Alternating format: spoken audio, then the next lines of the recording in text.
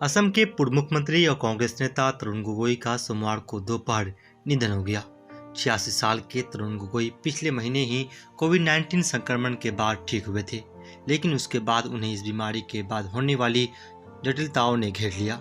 असम के स्वास्थ्य मंत्री हेमंता बिस्वा शर्मा ने इसकी पुष्टि करते हुए कहा कि तरुण गोगोई ने जीएमसीएच में शाम 5:34 पर आखिरी सांस ली।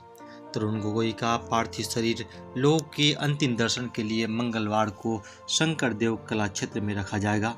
उनका पूरे राजकीय सम्मान के साथ अंतिम संस्कार किया जाएगा। प्रधानमंत्री नरेंद्र मोदी ने गोगोई की मौत पर दुख जताते हुए उन्हें एक लोकप्रिय नेता और कुशल प्रशासक करार दिया है। वहीं कांग्रेस के पूर्व अध्यक्ष राहुल गांधी ने उन्हें सच्चा कांग्रेसी नेता करार देते हुए कहा कि उन्होंने पूरी जिंदगी असम के लोगों को एक साथ लाने में बिता दी। वे Guwahati medical college and hospital यानी जीएमसीएच में भर्ती थे और पिछले 2 दिन से ही उनकी हालत नाजुक होने के कारण उन्हें वेंटिलेटर पर रखा गया था।